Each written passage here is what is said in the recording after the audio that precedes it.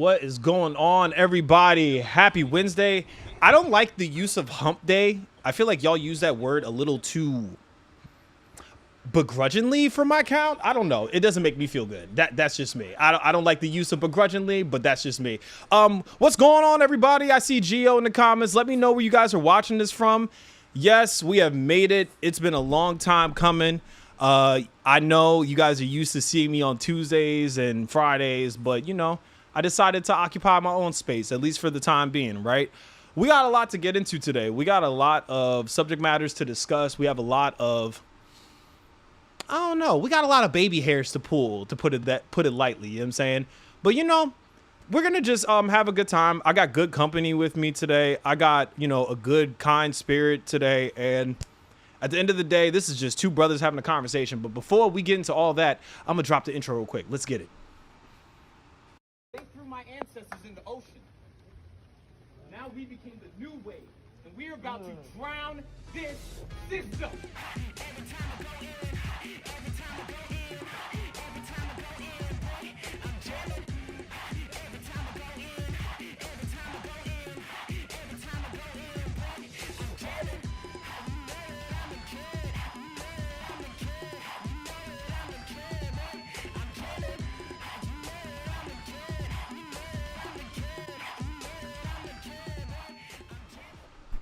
Welcome, everybody, to the Kid Casper podcast. I'm your gracious, beautiful, blessed, beloved, and black hosted kid that they call Casper. The KID in Kid Casper stands for that king in development. I'm that menace with the melanin. Reject me as I am, as long as he is still relevant.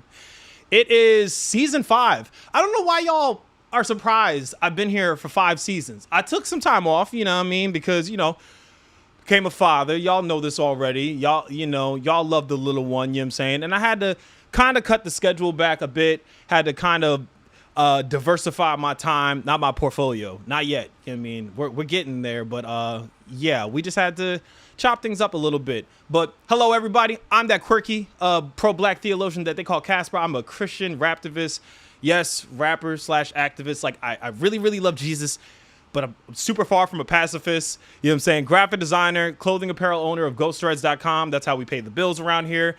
And yeah, I think that just about encompassed everything. Oh, I love tacos. I've been told that some people don't like tacos. They say it's the worst thing that happened to mankind since D-Day, and I don't know how I feel about that. It doesn't resolve the tension for me per se. It's ridiculous. But yeah, guys, we have I have a guest this evening. You know what I'm saying? I have somebody that is coming through on my podcast today. This is a good brother. This man is a father, a husband. Content creator, advocate, I would say social commentator of sorts, you know what I'm saying? He gives his opinion, you know what I'm saying? He's in some ways somebody that I look up to in this space, somebody that I look to his opinion when it comes to what's happening in society. But everybody I bring to the stage, you ready, brother? Good on your side? Okay. I bring to the stage Brother Eric Murray. What's going on, brother? Huh? Can you hear me? I hear you twice. Maybe because do you have your thing open by chance? I think you might have the YouTube open by chance. Hold on. Oh. Yep, that probably is it. Hold on. Yeah. That was the issue. Oh my goodness. What's going on, brother? I'm gonna give you your applause back. What's going on? I got it open twice. Yeah, that's my bad. That's shenanigans. What's going on, dog? I'm like, why do I'm good. Yourself? I'm doing all right, man. I'm doing pretty good, man. Thank you for locking in with me, man, and deciding to, you know, accepting my invitation, man. I think this is gonna be good. I think that this is gonna be a fruitful conversation. What's going on your side of the earth, man? Happy to be here, man. All is well. Woke up another day, so I'm grateful for that. Any day I can open my eyes and have a chance to do it again, man, it's a good day to me. Okay. That's what's up, man. That's what's up. Tell me what is going on in the day in life of Eric Murray, aka I'm 6'7" by chance. What's going on in your world as of late? The day in the life of Eric Murray. Let's see. I want to say 99% of the day, I'm a father. 99% of the day, it starts with my daughter waking me up and doing whatever she needs me to do. It's summertime, so it's pools and theme parks and toys and things whatnot. And then I fit I want to say like an hour and a half into my day to create content. Mm-hmm. And that's it. After that, Xbox, gaming with the fam. That's it. Nothing wrong my with life that. is simple, man. Yeah. Nothing wrong with that. Nothing wrong with that at all. So I know I sent you some questions, but I was reminded by my my Patreon that I had to send you some pretty intense questions by chance. These are like icebreakers, if you will, to really just get acclimated into the conversation. Are you ready for these questions by chance, sir? Let's do it. Okay. All right. So my question is today on the Kid Casper podcast is if a vampire bites a zombie, who turns into who by chance? Shit. Oh man. Yes. Wow. That's complicated. That is that. If a vampire bites a zombie, who turns in? He got to turn into a vampire. He's a zombie after that. You got to be a zombie. You got to be a zombie. I mean, I don't know how it works with the vampires, but when they bite you, you become one of them. So I would say it's no different. Yeah, you getting the blood from the zombie, but I would think it just goes that way. I would think he becomes a zombie. That's it, and the vampire stays the same. Okay. All right. Another question I have, and this is interesting. Why are bras singular and why are panties plural by chance?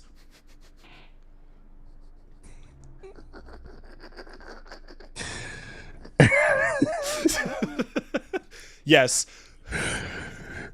There's two cheeks. I don't know, man. Technically there's two cheeks and supposed to be two lips. So I'm stumped on that one. Yeah, okay. the bra should be Okay. It should be the other way around. You would think if a world made sense, that would make a lot of sense.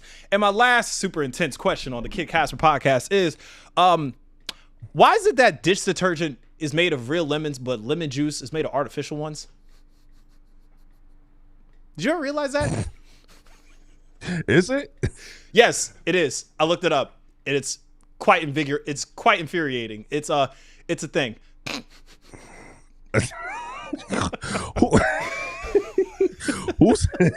Who's asking these questions? Do you know Moco for Loco by chance on Instagram? He's the dude out of New York. He'd be like giving like quick comedic takes real quick. He told me to ask you these questions. He thought that they were necessary because we value your opinion. You know what I'm saying? They're definitely necessary. I think the only one, the easiest one, was the zombie vampire, but I didn't even know that. You educated me by telling me the whole dishwashing.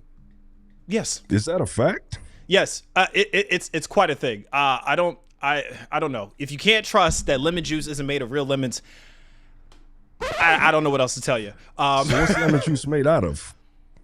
I've squeezed lemon juice into water and made lemonade. It's artificial lemons. Tart, apparently, like the stuff that we buy from the store is like artificial lemons, I guess. I don't know. I never knew that. Yeah, it's mostly concentrated, so it's, What's real anymore? What's real anymore? Well, I think you passed. I'm not sure. My audience would say, he said, because you're trying to recreate a flavor, you won't be able to replicate it every time using real. I guess. That does make sense. That I don't trust that answer either. I don't know. That's a lot of tension for me. Brother Eric, once again, thank you again for tuning in and as well as stepping into this space with me. A lot of why I started this podcast was to essentially interview and spark conversations with different creatives and artists that I knew. 2020 took place. And Ahmaud Arbery, Breonna Taylor, and George Floyd were unceremoniously and unrighteously taken from this earth. And I felt it was necessary to really just start spearheading and having conversations that the church wasn't having. Because as I mentioned, I'm a Christian, and I felt as if that it was, my obligation to really just spearhead conversations like this. More importantly, my task, while I'm here, renting space on earth, is to just humanize people. So that's what I would like to do today. And if you could go back as far as you could remember, what was early days of Eric Murray in development? What did that look like by chance? Early days in development. Yeah.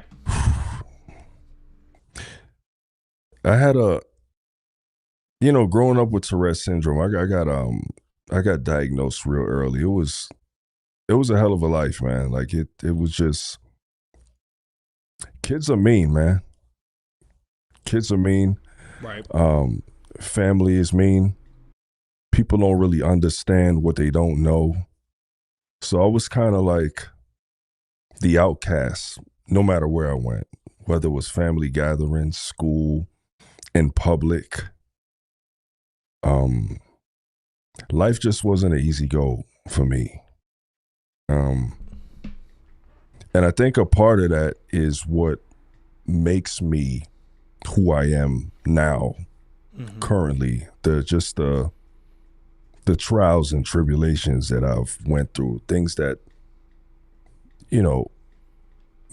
quote unquote, what people would say is a normal person. I don't know what it's like to live as a normal person, whatever that looks like nowadays. Right. No, I definitely get that. What age were you diagnosed with Tourette syndrome by chance? And what do you remember about that season in your life during that time?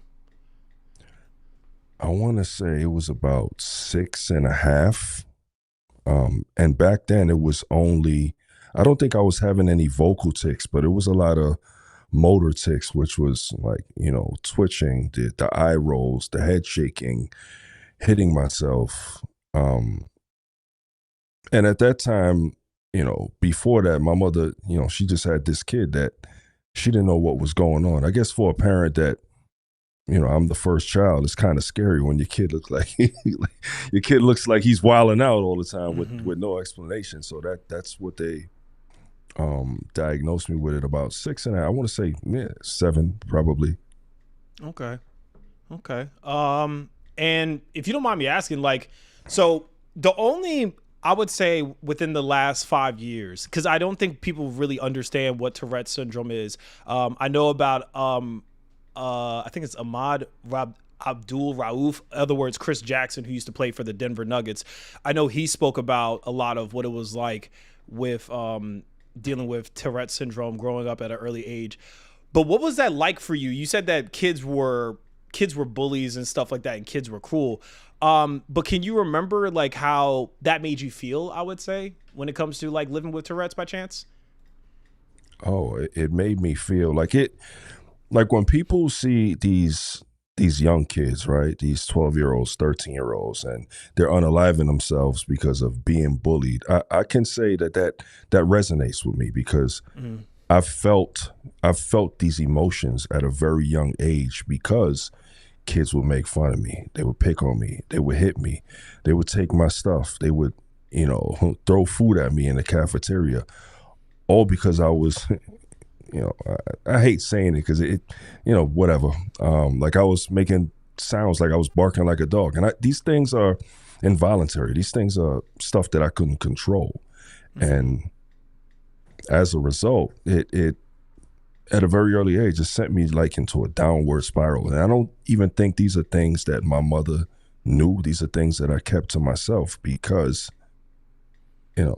I guess I was just afraid to talk about it because no one understands. I didn't even understand why I couldn't control things that I was saying or movements in my body while I'm in a class with 22 students. Everybody's normal, right? To me.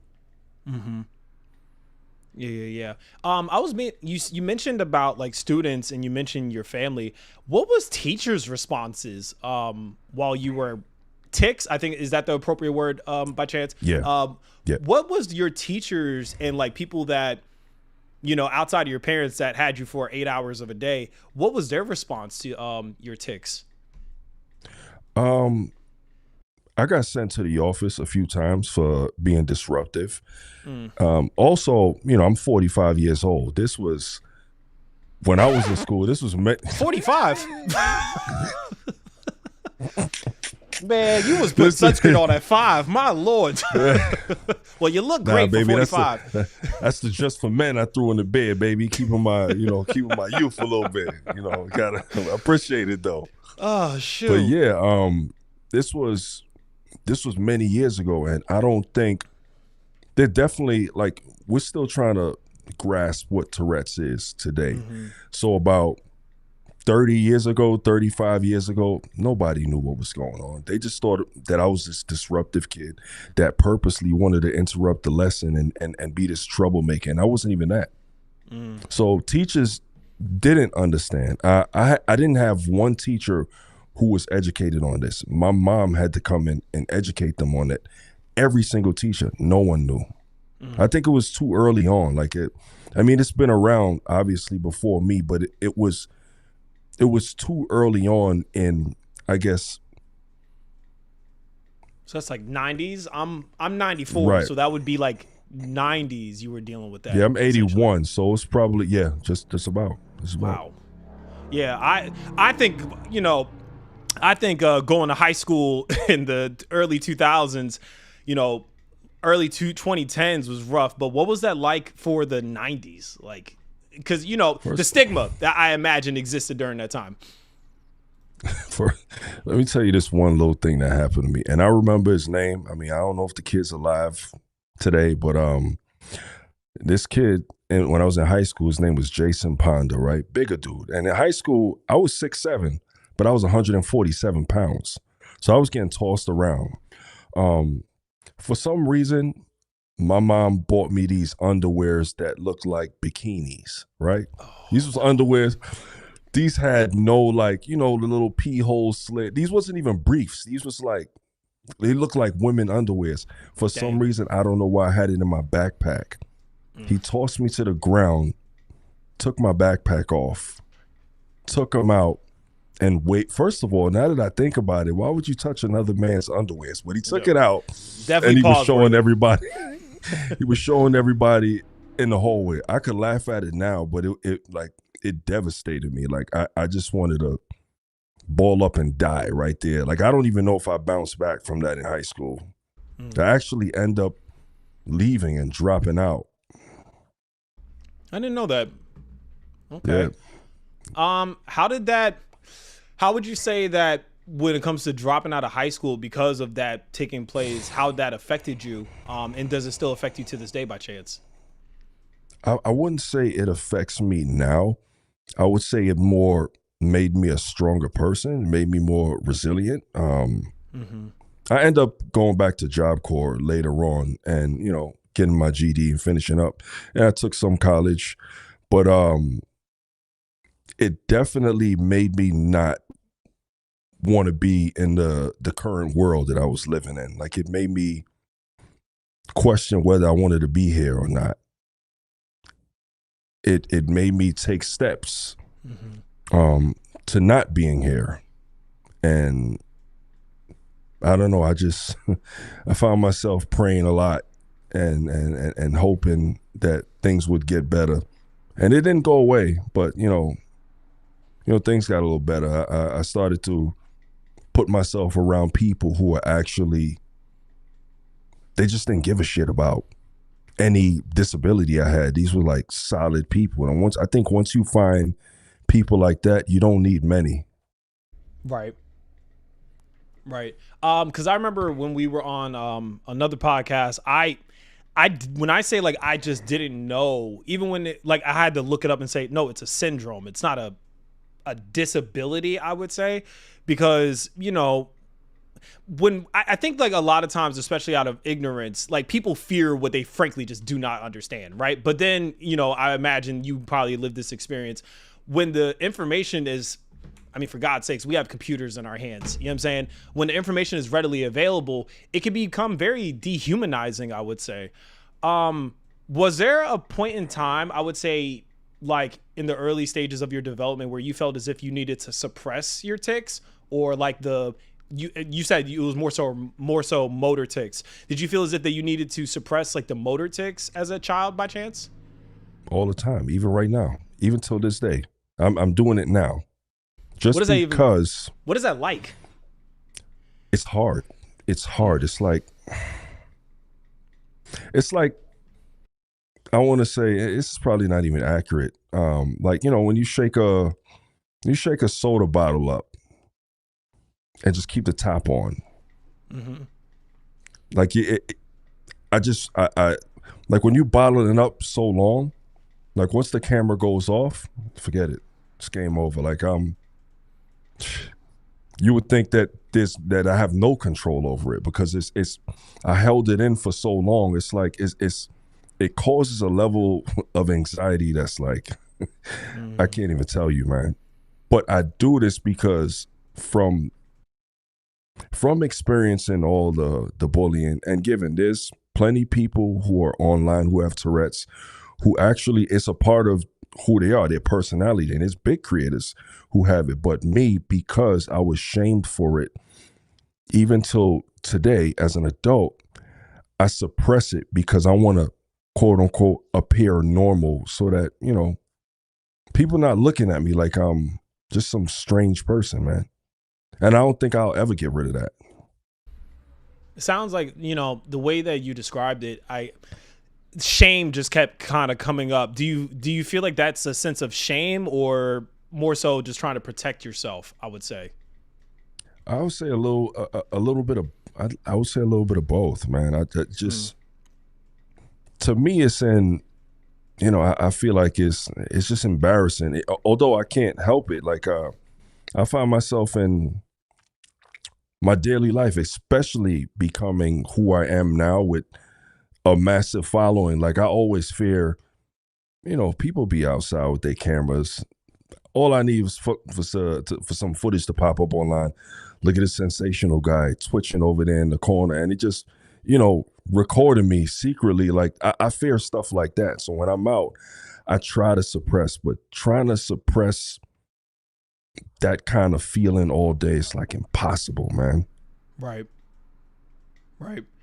You should just be allowed to just exist, and whatever I can't even say definition, whatever your experience is, right? You shouldn't have to like tailor that to somebody else's comfortability, And I don't want the attention. I mean, people would argue that, yeah, you online, you get all these views, you must want. I don't want that kind of attention. And especially when I'm out with my family, my wife and kids, making loud noises in a restaurant, they definitely gonna look my way, 100%. Right.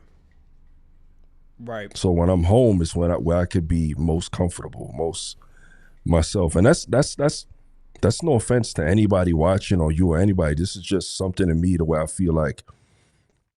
And it may come out on camera, but I'm suppressing it the best that I can, to get through this, because I got to overcome stuff like this. Right. Yeah.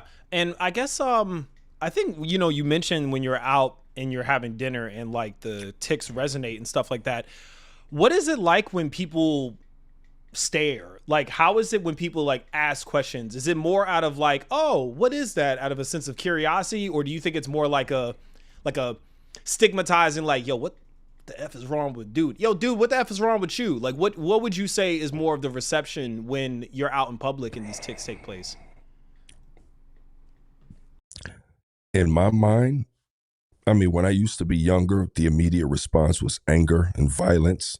I never got violent with anybody because I was like a stick, man. I wasn't busting nobody's ass. I think you said 146. That's about my weight now. Yeah, I'm only 6'3" though. So yeah. Yeah, so, I'm a little light in the trunk. The anger was there.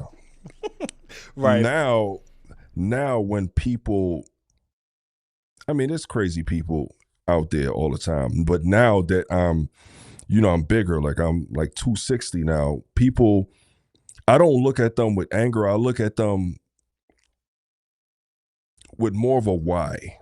Like why? Like I've never seen somebody with Down syndrome, an amputee, somebody that's just in a wheelchair and just stare at them. I look just like in passing, and I keep it moving. Like some people just like disrespectfully stare, and it bothers me. And I don't get angry about it for a few reasons. I mean, one, because I don't want to be the guy, oh, the sensational guy. He wigged out on somebody and I don't want to be that way in front of my family. I don't want to be this angry black guy. But people, they have no respect, man. And staring can be so disrespectful. Right. And I don't think people really grasp that.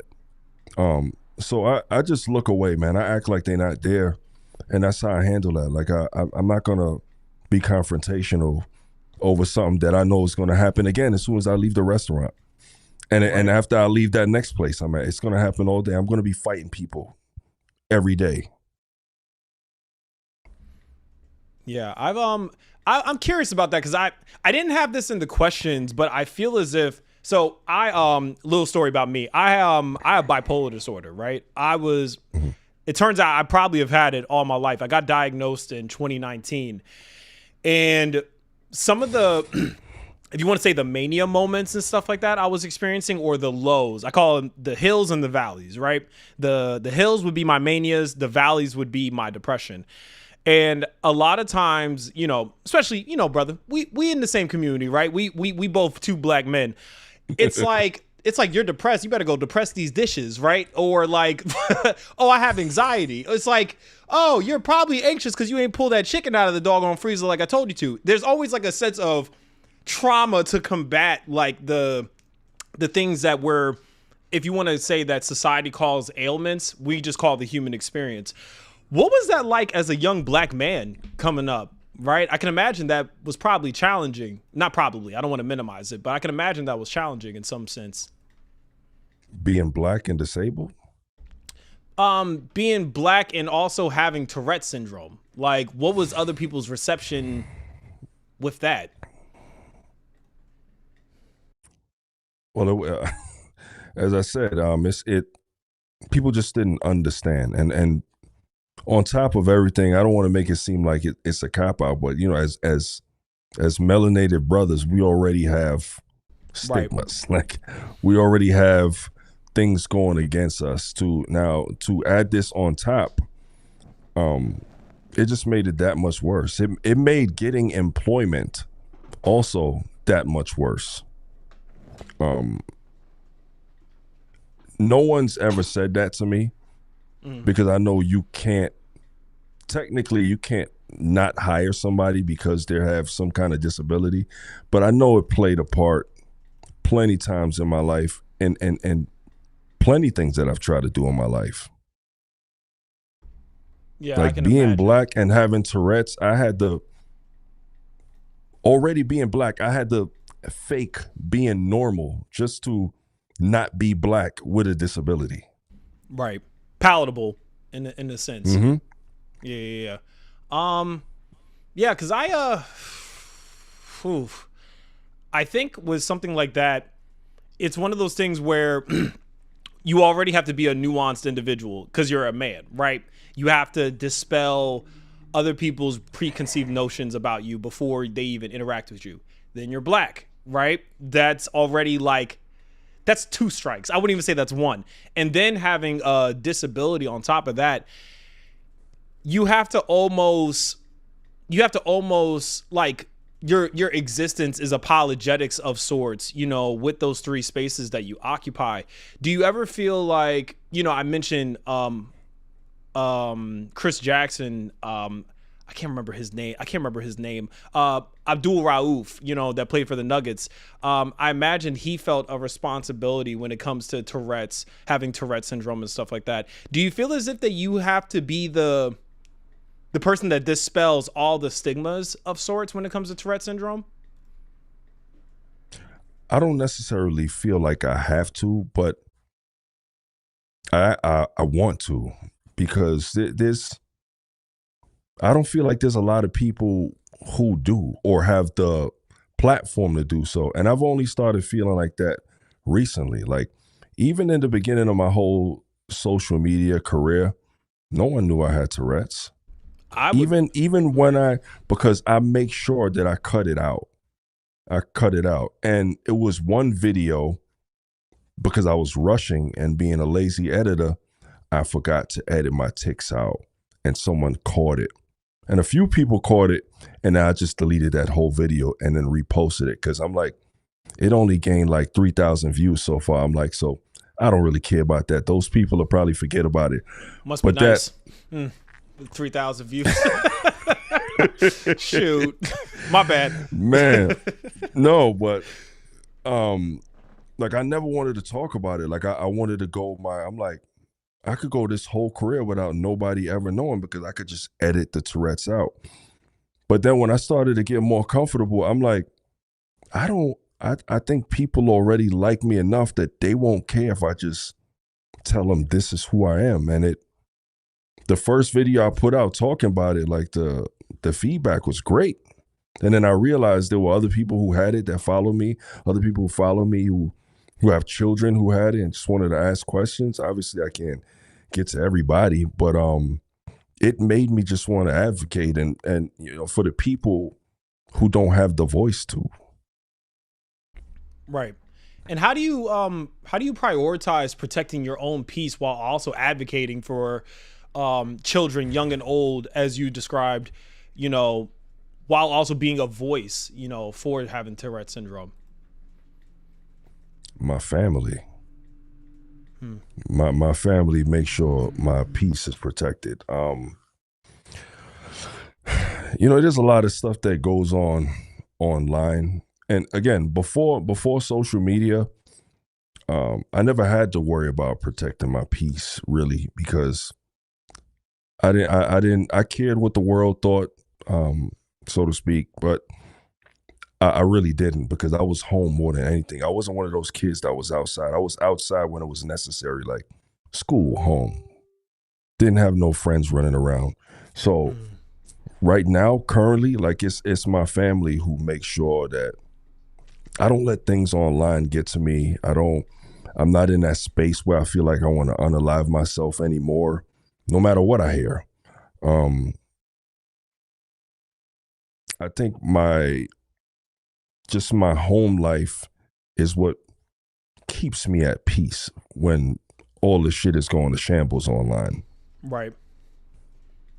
Right. I read somewhere that you are we're if you want to say blood bought brothers. I read somewhere that you're a brother in Christ, right? If I'm not mistaken, like you consider yourself a Christian by chance? I do believe in the Lord. I've gone to church a few times, and I don't know, man. I felt like the churches, and I don't want to offend nobody. No, please listen. Please don't feel as if this isn't like my, hey, brother, do you want to learn about our Lord and Savior Jesus Christ? No, this is your experience. No. I feel like I've went to some, like, the churches I've been to were like just hypocritical, man. Like, I don't know, are we praising the Lord, or are we? I just didn't go there. I didn't feel, or maybe I didn't feel like I found the right fit for me. Because some people say, hey, maybe you should go to a black church. Because I did go to a white church at first. Because my aunt, she was heavy. Oh my! She was heavy in the church, and I went with her. And I'm not gonna lie. I went as a very young kid, and I'm like, I'm missing my Nintendo right now. I come up in the days from Nintendo, NES. All right, it might be a little far back for you, but not at all. I can't. So then people like, maybe you should go to a black church, and I went to a black church, and it was energetic, but I'm like, there's too much gossip in here. Are we here to praise the Lord, or are we here to talk about Sister Mary? What are we doing? I don't like Right. that. I can't be in a house of the Lord and you're talking about this person like bad mouthing people. I'm like, I didn't think that's what this was about. This is not a place where we do that. I thought we all equal. I thought this is my brother, this is my sister. Why are you talking Right. about her like that? Why are you talk? I didn't want to be in a place like that. So I'm like, you know,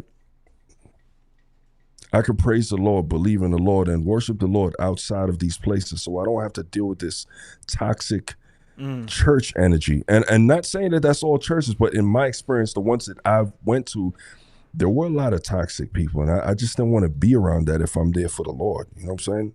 No, I get it. I too have my It's really how I got started with this platform. Is like, ooh, Christ is missing from the church, and the church is not filing a missing persons report. I'm going to talk about it. Why not? Right. How would you say your relationship, as you said that you can praise God, you can praise the Lord and worship the Lord without having to be, I would say, immersed into the building. How is your relationship with God looking nowadays?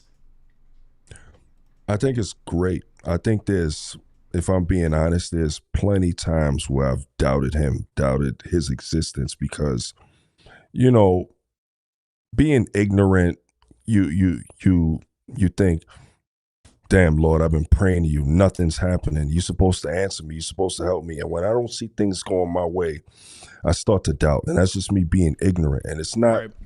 when I want it, it's when it's supposed to be given to me. And it's never given to me at the wrong time. It's given to me when it's supposed to happen for me. And I think sometimes I lose track of that because things aren't immediate and things just don't work like that. And I found myself in some bad spots, and I know it's with good reason. And he got me out every single time. I never failed me. I would say he's never failed me it might not been when I asked, but it comes when it's supposed to come. Do you feel as if that you've been through seasons essentially that where your diagnosis has challenged your faith in a lot of ways, or maybe other people's reception to your diagnosis, has that challenged your faith by chance? I would say yes. I would say I've questioned and asked plenty times, like if you're supposed to be this and you're supposed to be that, why? And I'm supposed to be made in your image. Why am I like this? Why would you do this to me? Why? Like I found myself in very dark places. I'm like very dark. I'm like, if you are who you say you are, why am I here? Why am I feeling like this? I'm not supposed to feel like I don't want to be here no more. And it did make me like, you know, because when I start to get in that space where the Tourette's becomes like overwhelming and I can't stop the tics, because I mean I could send you a picture of something that happened the other day. Like I had this tic that I've developed where I was like trying to bite my tongue and I actually snagged it. I mean, it's very graphic. Like it's like shit was like hanging off. And when stuff like that happens, it sends me into a spiral because I can't control it, and now I'm self-harming. Not because I want to. The Tourette's, I developed these tics, these like self-harming tics, like where some people make fun of it in movies, like people just swearing all the time. That's not what Tourette's is. Tourette's is more than that. Tourette's can be very violent towards oneself. And I've hurt myself plenty times. I bit a chunk of my lip out. I bit a chunk of my tongue off the other day. I'm still healing from that now. But I don't question the faith because of it. It just makes me feel like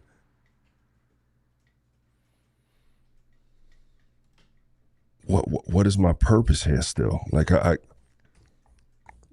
don't want to live miserable with this. And sometimes it becomes too much. People don't see that because I cut out what I don't want people to see. So People don't really see my struggle on camera because I don't let them see it.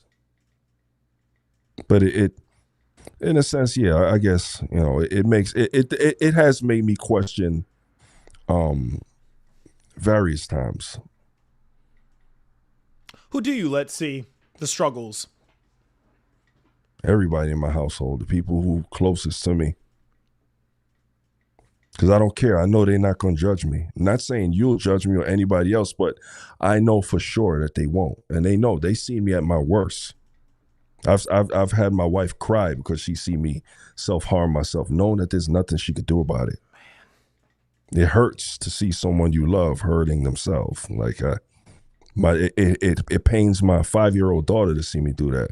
And she don't understand, but she tells my wife, "Mommy, it's okay. That's just daddy's Tourette's."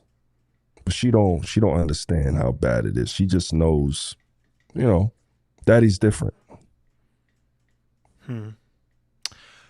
What role, if you do go to counseling, what role would you say counseling or therapy or having a sense of community, you mentioned it, that your family keeps you grounded in a lot of ways, but does therapy help? Does counseling help? Have you tried certain things?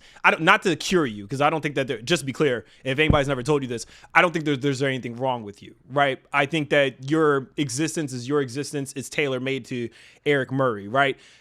I tell people all the time, would have scuffed my sneakers probably would have tore your Achilles, right? Like the stuff that you go through are not gonna, I don't even think of, right? So I don't want to say just to clean that up for anybody that's going to clip this and say, oh, Casper says that he needs to get fixed. There's nothing wrong with brother Eric. So I'm more so asking, how do you manage that? Does counseling help by chance if you've tried it? I've gone to counseling probably when I was like 15, and honestly, it did nothing. I think the most therapy and the best therapy I got was from my family. To me, when I was in these therapy sessions, it just felt to me like they were there to get a check. My one therapist that I had, he fell asleep plenty times when I was there. He prescribed me medication that just made me sleepy. It just wasn't a good time, and I felt like it just wasn't it for me. The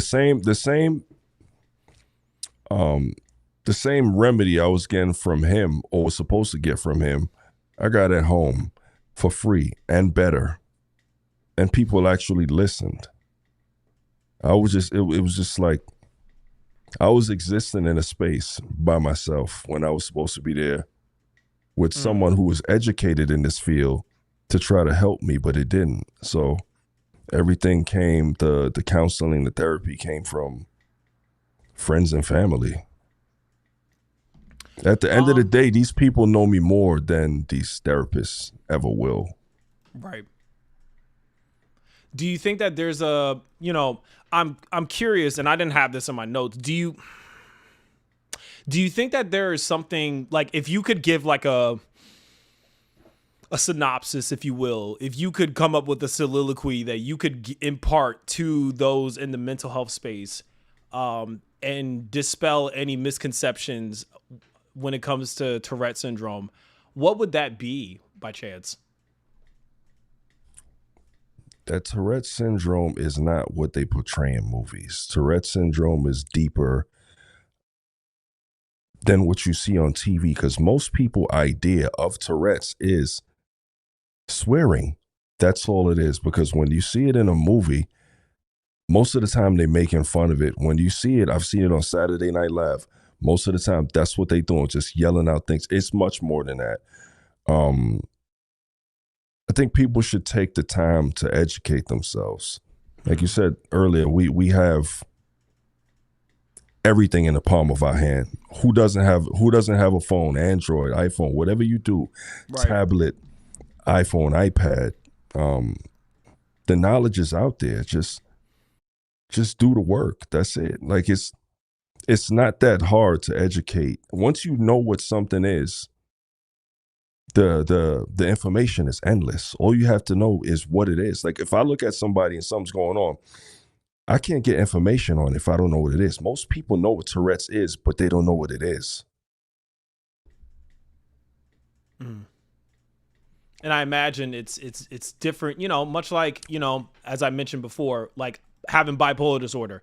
A mania for me looks very different for somebody else that might have type 1 or type 2. I imagine, you can't box anybody in just because like, oh, well, I dealt with brother Eric and he just has like motor tics and stuff like that. You can't stigmatize people. Something I like to say is, you have to humanize others. Otherwise, you're going to otherize others. Right. I have to have I can't even, not so much an opinion, but I have to experience Eric for who Eric is, not Joe who has Tourette's, Mildred, I know that's an old white woman's name. Mildred, who has Tourette's. You know what I'm saying? My bad. But nah, it should just be more so. It has to be a sense of which like Eric Murray can just be Eric Murray, right? I think that's important as well. It definitely looks different on other people though, because for example, I drive. A lot of people with Tourette's cannot drive, and it's not safe for them to drive. So I pride myself on being able to drive. I can do a lot of things that a lot of people with Tourette's can't because, again, it goes back into that whole suppression thing and me just wanting to appear normal and do normal human things like everybody does. So I would have never got my license if I ain't suppressed my Tourette's. It took a lot because if I would have did that, the driver would have lost his shit. Like he would have been like, pull the car over, like you wilding out. What's all that blinking? What's all that twitching? I would have never got it. So it's like, in a sense, I got Tourette's, but I also have to play a role. This role is fake. It's not the real me, but it helps me blend into the world. Is that fair though? Not to me. No. It's not fair that I can't be myself. Right. On the other hand, is it fair that I'm lying to people? I mean, I don't know if I guess some people could look at it as if I'm lying by not being my true self, but we live in a world that you get discriminated against. So Facts. how should I go about this? Like, if I show you who I really am, will I really get the opportunities that other people get? Like, I don't know, and I don't want to risk that. I'm too far in life to want to risk being discriminated against. Man. Yeah, that's a lot, man. So I've been following you for a minute now, probably over the last year or so. At least the last 2. But I didn't realize, or maybe it just didn't hit my radar, that you have Tourette syndrome until essentially the movie Sinners came out. And the reason that is because I can't remember old boy Elroy and Michael B. Jordan. They were Delroy Lindo. Yeah. Look, man, that man, I just realized that he was in This Christmas like earlier today. I was like, I didn't know you were in This Christmas. What the hell? Shoot. Man, been around. Shoot. And he don't age either. He was also the Caribbean off of Malcolm X. Did you know that? I don't know. Anyway. He's been around for a while. He looked the same. Kind of like Morgan Freeman. Shoot. Morgan Freeman, he's Asian, but I feel like Morgan Freeman looked the same his whole career. Right. No facts. With or without the dots. Like an everything bagel. Yes. You know what I'm saying? Shoot. Yeah, man. But I remember you made a post. It was after the BAFTA Awards. And there was a man that he was a white man, if I'm not mistaken, just to paint the picture. And he was yelling obscenities like, and I'm just saying like he was yelling anti-black obscenities when Michael B. Jordan was when he was like reading off the categories for the award, and it took over. Like, it took over the internet, right? It was something that we didn't want to have to talk about it during Black History Month, but you felt as if it was necessary to have the conversation. And I wouldn't say you came out to us, but you shared out of, like, again, I didn't even know. You stepped out and you were like, guys, let me give you this perspective. Could you talk to us about what that moment was like for you, what went into it, and why did you feel it was necessary to lend your voice to this that has taken place? Because I know what it's like. I live with this, and people. The way I tried to break it down is, I'm like, I'm more than qualified to speak on this. I've been living with this for over 40 years of my life. I know what it looks like. I know what it feels like. I know what it sounds like. And with that, still, the movie Tourette's, and I just made that up on the fly, which is the people who their idea of Tourette's is what they see in movies. They don't know what the real is. So for example, they say, "Oh, why would he wait till the crowd goes silent?" Because that's when Tourette's works. Tourette's is like, you ever see those movies where you have the little angel over here and you got the devil on this arm? Tourette's is the devil saying, do it. Do it. Like, I've even used an example. Like, I've walked past people who I've seen are, homosexuals. And not because I want to, but the devil over here was like, say it, say it. And as soon as they walked by, I just yelled out, F-A-G, the F word. Right. I'm like, God, not because I wanted to. It's because I don't want to. Impulse control. I don't like it's right. It's dampened a bit, if that's a way to put it, right? But it's not that I actually feel that about them. Right. It's not, because I've even yelled out the N word, but with the hard R. Oh damn. Just because. But it's and you. Like, for example, I'm in a restaurant, it's quiet. I'm fucking barking like a dog loud. Like, you think I want that attention to come to me? No. But Tourette's is like, nah, we about to put you in the spotlight right now. And that's how it works. People were sending me death threats because I said I can't automatically say he's a racist because of that. Right. That doesn't make him a racist. I know how it works. I know. Could he be a racist? Absolutely. Absolutely. You can be a racist person with Tourette's.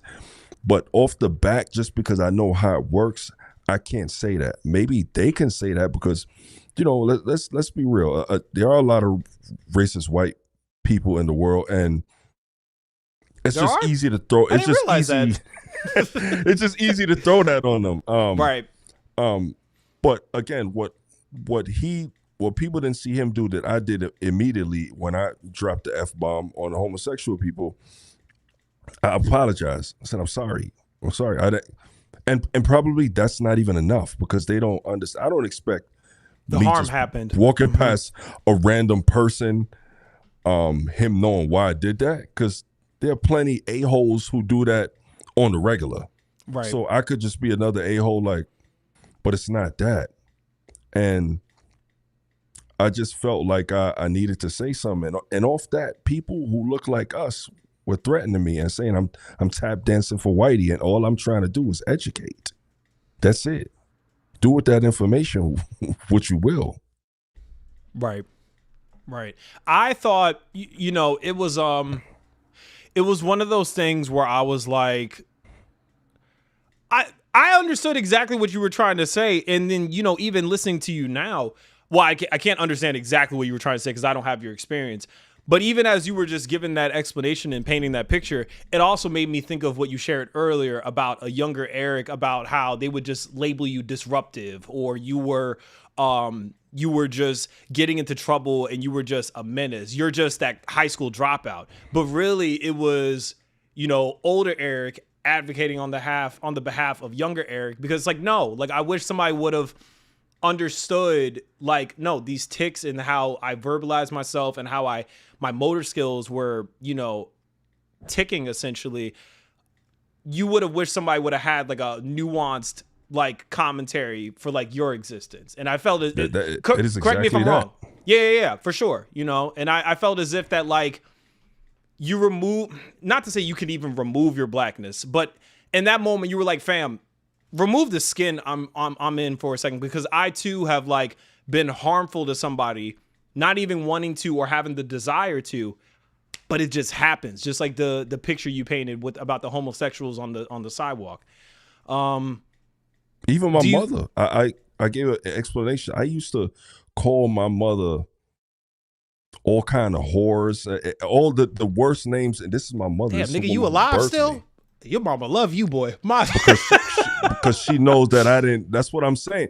I'm Right. like, you think that's how it works? Like, Right. ask my mother. Like, sit down and interview my mother. She'll tell you all the street hookers that I done called her, not because I wanted to, nor did I even know what that was at that age. But I heard it, and I'm like, and I know what it referred to. I know that. Come on, man. I don't view my mother like that. Facts. But people don't. They like the N-word is so triggering to people that they don't want to hear no examples you had in your life. They don't care because the N-word is the end all be all when it comes to white people and black people. Yeah, you know, it's like for rational reason, but it's like when somebody offers, I would like to thank you out of everybody. Cause like I said, I didn't even know. And I don't think that you would just jump out the window and be like, hey guys, I feel like having Tourette syndrome today and just alienating myself from people that look like me. No, you were like, guys, let me give you a perspective from a lived experience. You know what I'm saying? And people have to be like accountable to that, not in a sense of like absolving like how that word, cause it's a 400-year word, right? But this is you living a tenth of that, 45. I still don't believe it. We need to clear these allegations up. But but specifically, you lived a tenth of that, and you're like, guys, I've been black my whole life, and I've had this.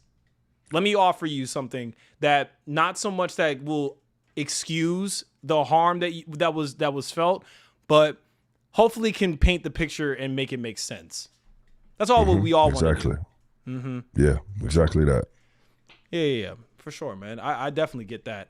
What would you say if you had any advice? Because I think you said that you spend most of your time in the home. I understand that given like what you deal with and the tics that you're going through and people responding not in kind, I would say. What advice would you give to somebody that, regardless of if it's Tourette syndrome, if they're dealing with anything in life and they feel like they're in isolation or dealing with anxiety, with living with a disability, what advice would you give to that young black man or that young black girl, young black woman or young black girl, or young black boy, that's dealing with this disability? Don't do it alone. Part of the reason why I started to spiral and go to these dark places because I was afraid to talk to people, and I did it alone.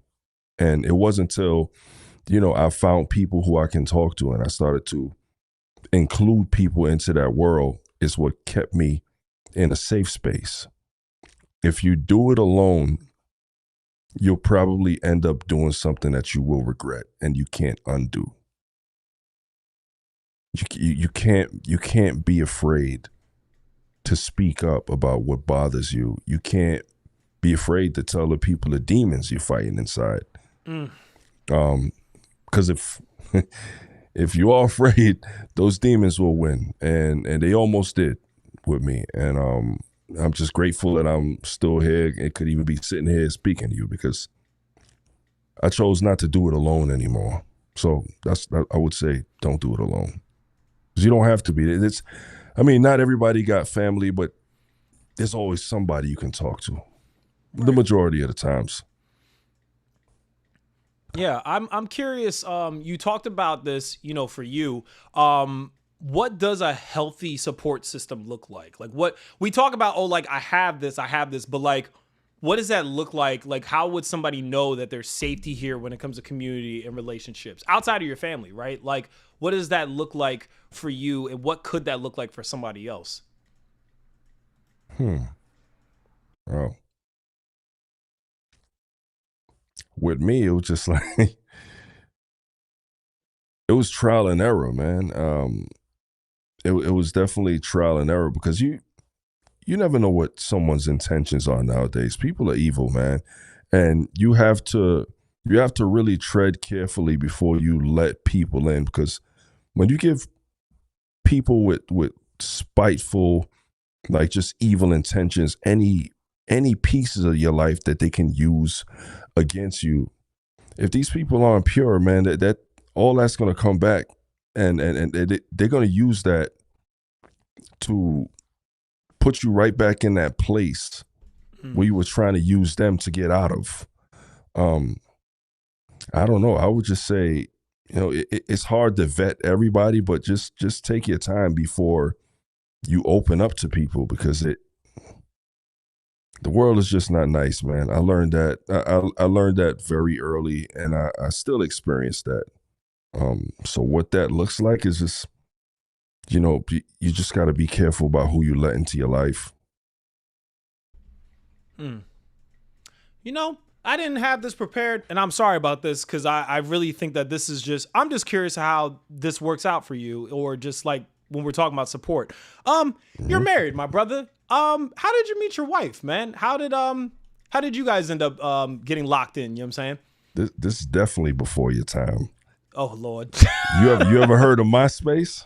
Yeah, come on, fam. I had MySpace. Tom was my best friend. Yes, I had MySpace. All right. I had the illest profile with the skulls, with the diamonds and the Lamborghinis that I never could drive. Yeah, all that. Yeah, I remember them days. MySpace was a platform that taught us how to code before coding was even. No facts. Yeah. Ooh, I'm like, how you put that? All these HTML, but I used to. Hold on real quick. I'm only 32, by the way, just to paint the picture. All right. Like, listen, man, I used to rap. All right, we're gonna leave that there. We're gonna leave that right there. We're not gonna say what my rap name was. We're just gonna leave that right there. But I used to rap, man. I had one of those music pages, right? That you could have your songs on, whatever. And I checked her out, and at that time she had a man, so left that. Then MySpace went away. Facebook became a thing. Found her again on Facebook. I don't know what happened.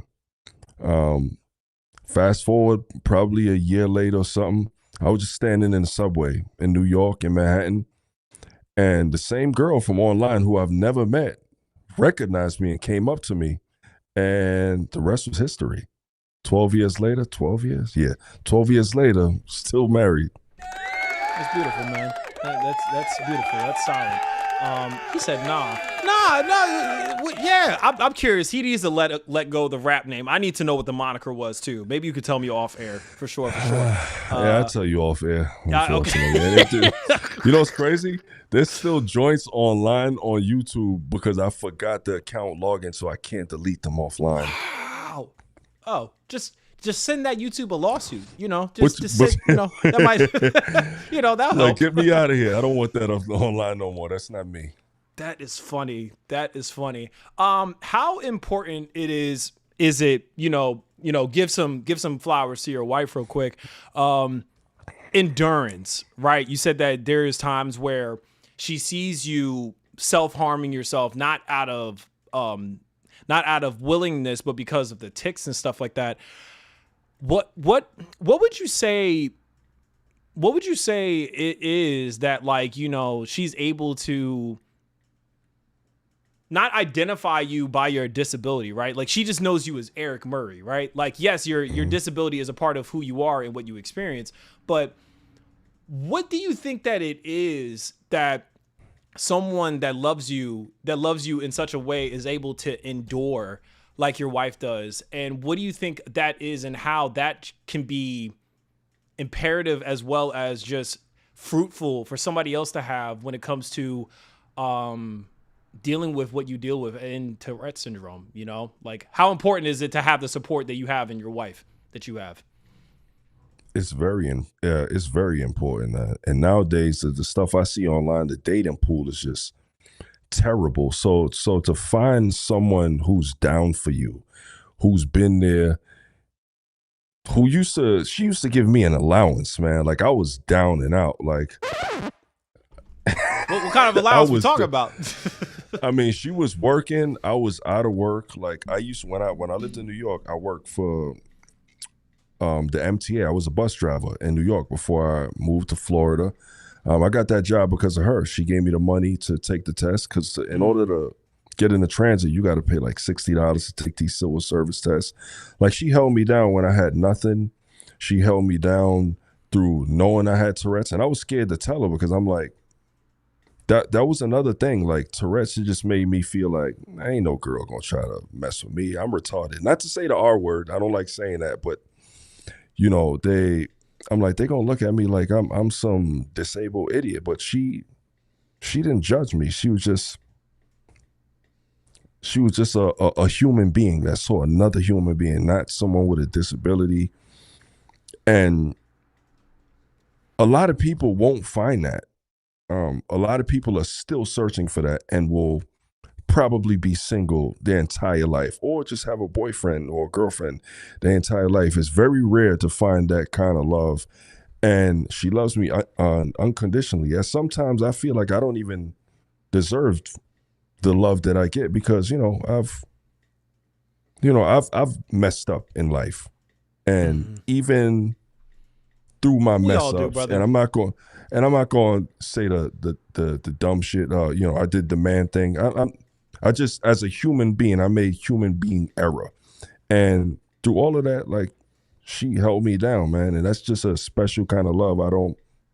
You just don't find that very often, and I just think when you have somebody like that in your corner, that kind of support, like they won't let you fail. They won't let you fall. They'll keep you out of that dark spot.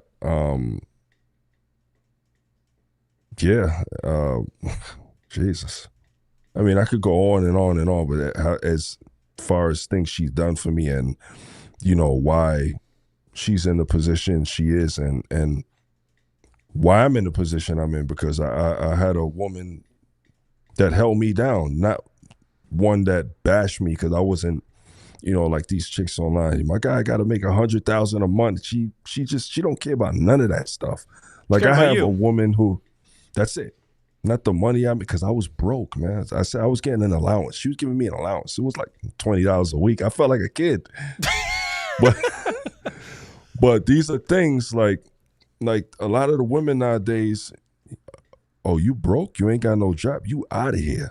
Facts. You out of here. You out of here, man. You got to find a real good woman to take a chance on you and just believe in love and but also you can't be a bum either, man. You can't just be a dude. Like she's sort of driving me to become more, to be more. And I think that makes all the difference. Like if she just giving me an allowance and I'm just trying to be a couch potato, be like, you go to work, you do everything, that's different. But she knows that like I grind, man. I don't accept failure. Do you think because of the love that she showed you, and like your own relationship with God as well, do you think that you were able to find your identity outside of your disability by chance? I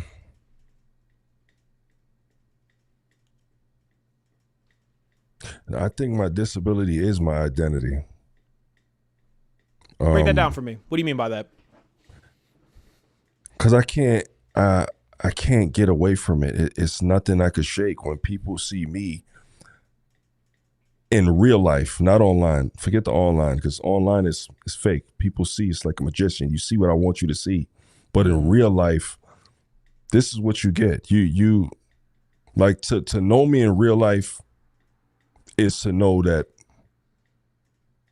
I am Tourette's, man. I can't be anything else. Like Tourette's takes over more of who I am than who I am, if that makes sense. Like it controls the majority of my life. So that is how I identify. It just consumes me. Once the cameras go off and I could just, let loose and be me, that is who I am. That is who I am. The person I am when I leave my house is not the real representation of me. The person who I am indoors, that's who I am. And that's the guy with Tourette syndrome, the disability or whatever people want to call it, the handicap. That is me. This is the in my house is the real me. Everything else is just made up. So to appear again, to blend in.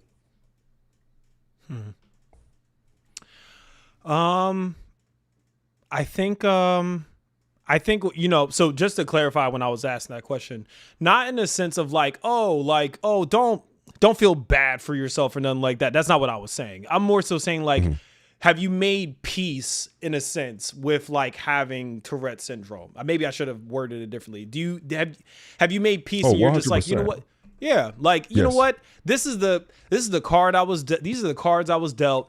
I no longer look at it as a bad hand because this is the only hand I've ever had, right? Like, so go ahead. When I started to talk about it online, that's when at very late in life, during my whole social media era is when I finally made peace with it, because that's always been the thing. I've been afraid to let the world know that this is how I am.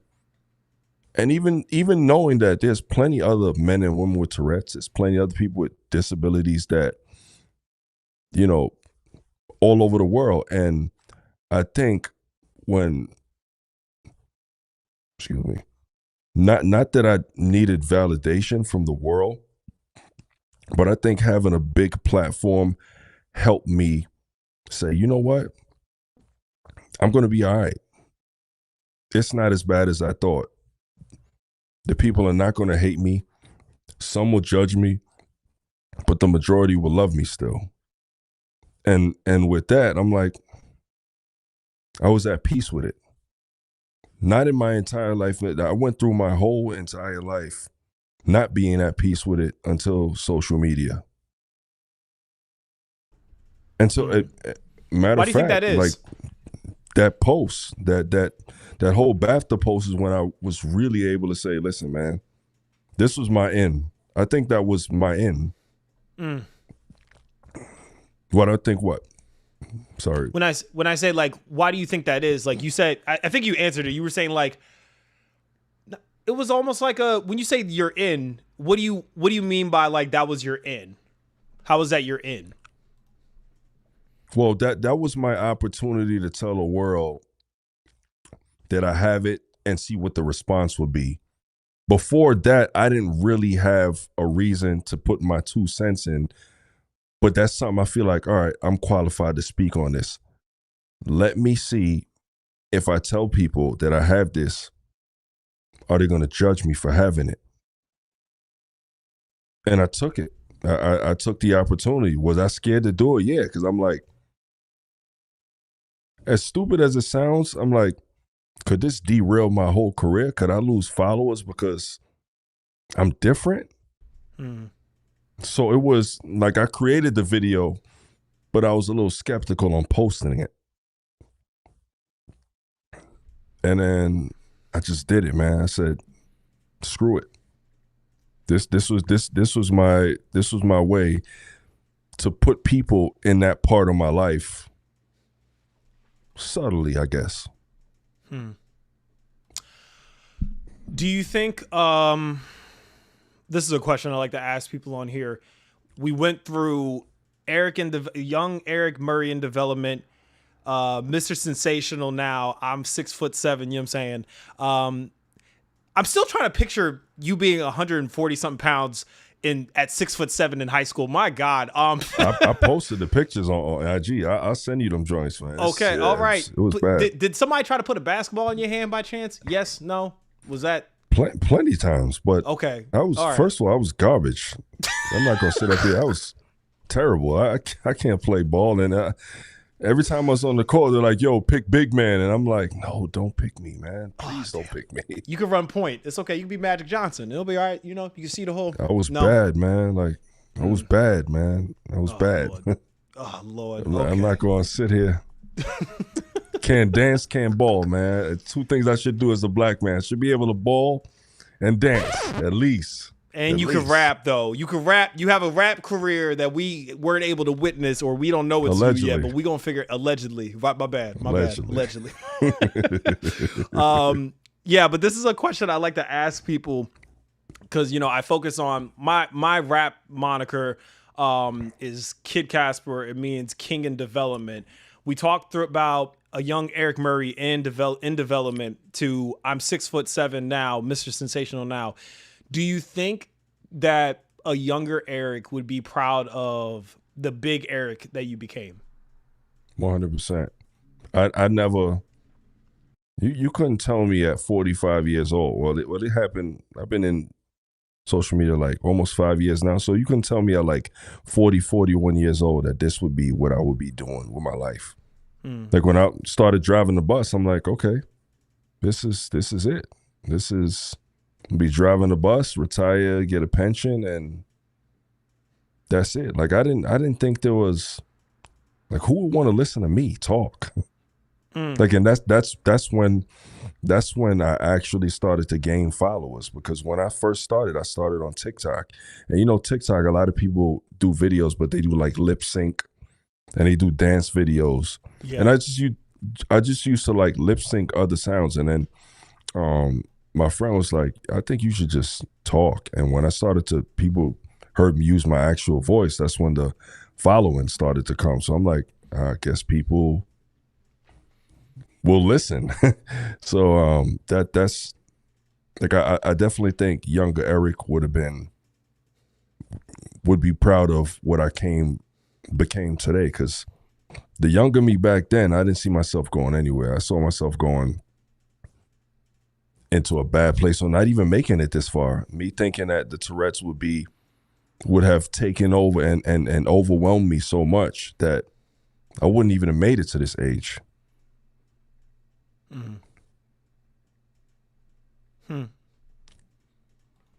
I get that. I definitely get that. Yeah, man, this has been good, man. I'm gonna get you out of here soon, because I know, you know, we both daddies out here, so you know there's a lot of we gotta recalibrate in a little bit. Do you have time for quick hitters by chance? You don't know about these, by the way. Go ahead. Go for it. Is it oxtail or oxtails? Come on, man. It's oxtail. Don't disrespect, man. We not gonna disrespect. It's oxtail. No tail, S. Not plural. Tail. Okay, cool. Thank God. That don't matter how many you got. It don't matter if you got 30 of them joints. It's oxtail. Shoot. That's it. Okay, praise God. All right, you at least got somebody gave us a like just for that answer. That's good. We just gotta. Don't shoot. do kid disrespect. Starburst or Skittles? Starburst, easy. Starburst, the cherry joint, the cherry and the pink squished together. Okay. That lemon and orange, you got to get those out of there, man. What's cherry wrong? and the pink. The lemon is pink, horrible. The lemon tastes like that dish soap we were talking about earlier. That's what the lemons taste like. That's that fake. That's that fake. Yeah. That's that. But the pink joint and the red one, when you squish them together like a sandwich. Oh, shoot. Chef's kiss, man. Chef's kiss. Starburst all the way. All right. Tea or coffee? Tea with milk. Milk? Not like creamer? Listen, nah, man. I'm Belizean. I grew up in a Belizean household. We drink tea with milk and sugar. Okay. So you don't do like the ginger with like the lemon and stuff? Like none of that? And some honey? You don't do that? It's gross, man.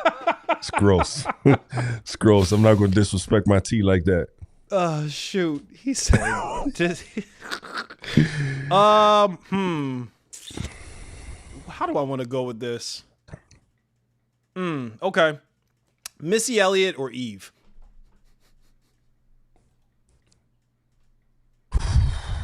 Yep. You know, it's crazy. I was just watching Eve a few days ago because she did Tiny Desk. Right. You ever seen the Tiny Desk performances? Oh, yeah, yeah. The artists come on, and I like Eve, but Missy all the way. Missy just got joints, man. I don't, no disrespect to Eve. Like, I love Eve music, but Missy, man. Missy's timeless, man. Facts. We're going to stick to music real quick because this will let me know whether or not I want to hop on a track with you one day. Is it more imperative to be a beat maker or a producer? Producer. Why a producer? I think because a beat maker could just, I don't know, as somebody who made beats as well, I think a beat maker could just be locked into that, just this confined spot of just a beat maker, and that's all he is. A producer could be somebody who makes the beat as well, but he sees the overall picture. Like he has the say so in the magic that you hear, like the end product. I would say so. Yeah, I concur with that. Hopefully this doesn't get us in trouble. Pharrell or Kanye, because we just talked about beat makers and producers. We'll let the audience decide who's who. Pharrell or Kanye? Oh, yes, sir. And we're not talking about the person. We're just talking about like musically. Yeah, we're talking about music. Wow, that's they both got wow.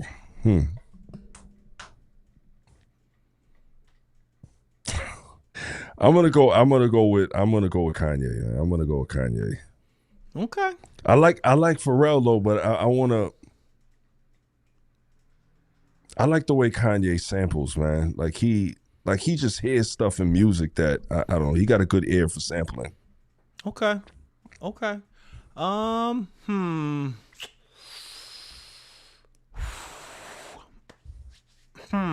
trying to think of a good way to. Okay.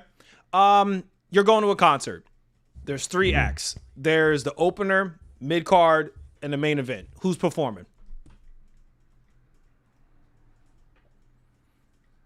You asking me to name the opener, the mid, and the... Yes, sir.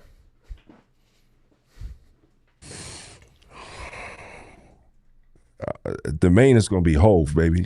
It's going to be Hove all the time. It's going to be Hove all the time. Okay. Ooh, damn.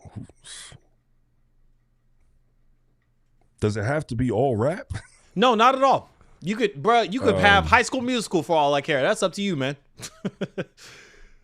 Damn. I would say who's in that.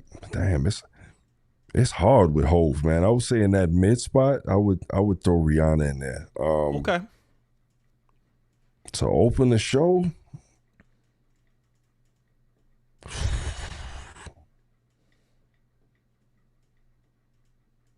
Maybe Nas. I know it's strange. It's strange. Do you think that would float over well with the rest of like Queensbridge by chance? I don't think they would much like that.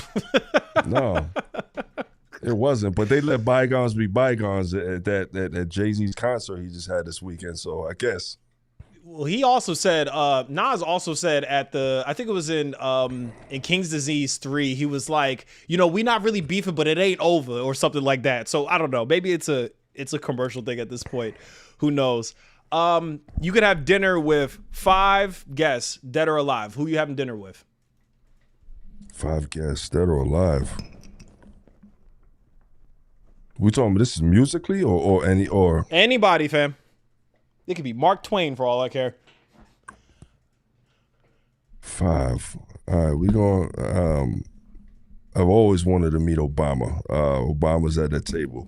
Okay. For some strange reason, Biggie's at that table. Okay. 5 people. Jesus.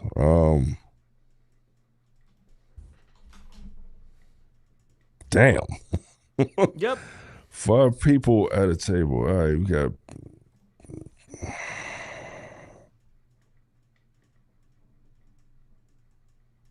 That's crazy. That's crazy that I can't even answer that. You got Biggie. You got Obama. That should be easy. Just for imagination, you could even put like, I don't know, anime or cartoon characters. I don't really care. That's your prerogative. If you're gonna do that, that's easy then. Okay. I definitely have Bruce Banner. They definitely need the Hulk there. Okay. Definitely. Your 5th. This is crazy. This is just, it's going to be a random crazy, but I've always wanted to meet Shabba Ranks, man. Okay. All right. Ain't no judgment, man. Shoot. I asked somebody on here. They said Lola Bunny. I said, that I don't know about. That's a different one, but okay. Lola Bunny. All right. That is. Yeah, it's a little complicated. Yeah, Lola Bunny. A little complicated. My username handle is Mr. Lee with Love. It was used as a mocking way, but when I was hitting the streets in 2020, it was almost like a code of honor for myself. When you hear the words "lead with love" in a sentence, what do those words mean to you? Lead with love. It sounds like self-explanatory. Lead with kindness, open arms, softness, understanding. Just embracing someone and displaying like just positive energy. That's what it says to me when I hear lead with love. Okay. And my last question on the Kid Casper podcast is if you could have anybody on the Kid Casper podcast you would like to see me interview and have a conversation with, who would it be?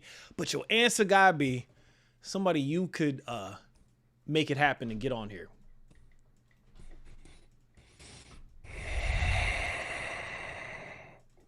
It's Yep. It's funny because when we get off, I made a video to post about that because the video it pretty much goes like this. I've been seeing a lot of influencers / content creators doing collabs with like big celebrities, basketball stars, actors, musicians, and they're collabing, and I'm like, I've never reached out to any one of these people just for fear of hearing no. And a lot of these people follow me. So I'm like, do I even have the power to ask somebody to do something like that? Would they even just say it's for your little brother? Just say it's for your little brother Casper. I think they'll get a kick out of that. Like, make me sound like a charity case or something. Who knows?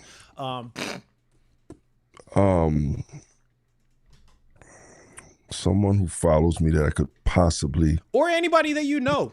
Shoot, you don't gotta be a big bag. It's all right.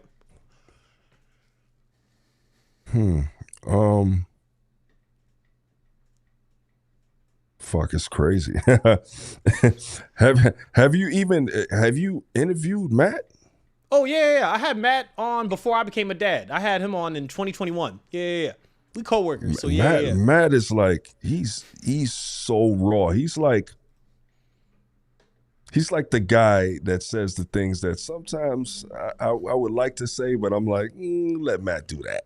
He left a comment. He left a comment in here. Where is it? He said, yeah, I'm his evil twin or something like that. Where is it at? He definitely is, man. Yeah. He said something in here. Where'd it go? I'll find it. He texted me that one day. Yeah, that's pretty fitting. I think that's pretty fitting. Shoot. Shit, you did better on the artificial lemons question, if I might add.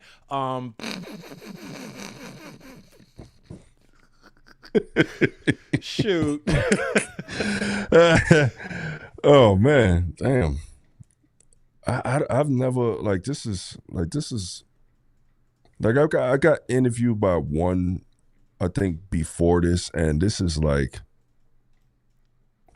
it's different. Like, I've never been put on the spot. It's a very humbling, experience. I'm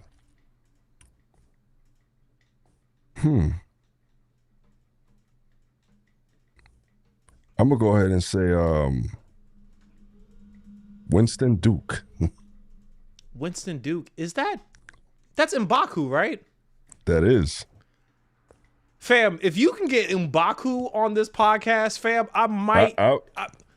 We send a couple of DMs back and forth. I had DM'd him not too long ago asking him, but just fucking around because I know he wasn't gonna give me that about Avengers Doomsday. Mm-hmm. Yeah, they're not talking about that. They're not. I'm not that cool yet.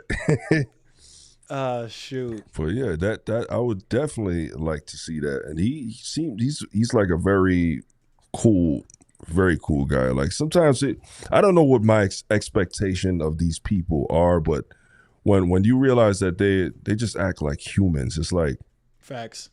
it's like a breath of fresh air. It's like, oh, you one of the homies. Okay, all right. Mm-hmm. Yeah. What do you think is more remarkable? Bald-headed demon or sensational? Which one do you think is like more like trend-setting chance? Bald-headed demon is crazy. Remember when he said that in Wakanda Forever? He said, "You bald-headed demon." Yeah.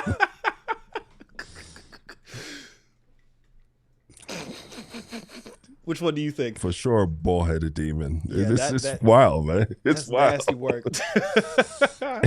Shoot, man. This was a movie, man. I so appreciated this conversation. Thank you for coming through, brother Eric. If you could give some closing regards, this is your time to leave a message to the audience. What would that be to those that watch today? What do you got to say to the fans? Be yourself. Don't let anybody, it might sound cliche, but don't let anybody tell you that you can't. Don't let anybody tell you that you're not enough, that whatever you may be born with will stop you from achieving any goals you may want, because it didn't stop me. It's actually made me into the man who I am today, the man I will continue to be and continue to grow. Yeah, man, that's just fuck what the haters say, man. Sorry for cursing, but you just gotta. You good, man. You gotta just go for whatever you want in life, man. You could do it. I'm an old man and I'm doing it. 45, baby, and I'm. This is me. Millions of followers later. You couldn't tell me 4 years ago that I would have over 10 million followers across all platforms. You couldn't convince me that. So whatever you want to do, I don't care if you're 76. You want to get up and do it. Respectfully, of course. Sensational. For sure. Thank you, everybody, for tuning in. This was great. Brother Eric, you're welcome back here anytime. Those that are watching this on playback, always remember you are beautiful, blessed, and beloved. Raisins still don't go on potato salad. Brother Eric, did you know that people put walnuts? Yeah, that we need to say that. Did you know people put walnuts in eggs in potato salad now by chance? It's a thing. These people white? No, this was a sister that put walnuts in potato salad. It was bonkers. Yeah. Me and her could never be, if that makes you feel any better. I have the Lord in my life. I was like, sister did that? You sure? Yes, a bald-headed demon. She did that. Raisins don't go in potato salad. That's nasty work. It is nasty work. Raisins don't go in potato salad. And Jesus, I can see how raisins may work, though. I never tasted it, but I could see how it may work. You're sick in the head. I could see how it may work. Listen, Raisins, stop. You ever had an empanada before? Let me ask you this. You ever had an empanada before? Yes, I've had empanada before. Empanada before. Like the beef one, like with the ground beef, whatever it's like. Mm-hmm. I've had my best friend, his mother, his girlfriend's mother, she made these beef empanadas with raisins in them. I didn't think raisins would go with beef, but I promise you. Raisins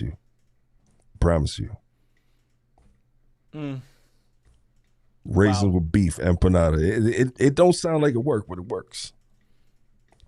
Lord have mercy. Raisins don't go in potato salad. I don't know about them in empanadas. And Jesus wasn't white. Do me a favor, y'all. Have a good night. Let's get it popping. All right.